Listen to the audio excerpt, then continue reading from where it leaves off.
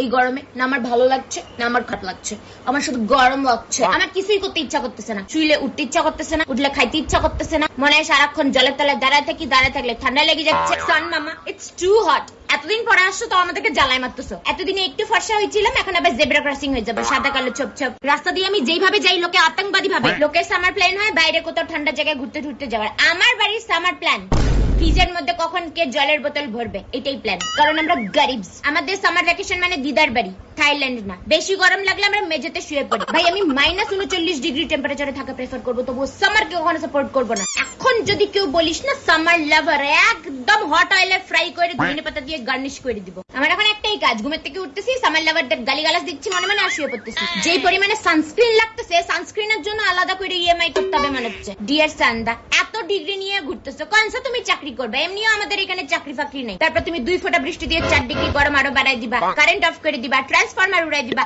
কি শত্রুতা ভাই? এরপর তো উঠ নিয়ে আল হাবিবি করতে হবে।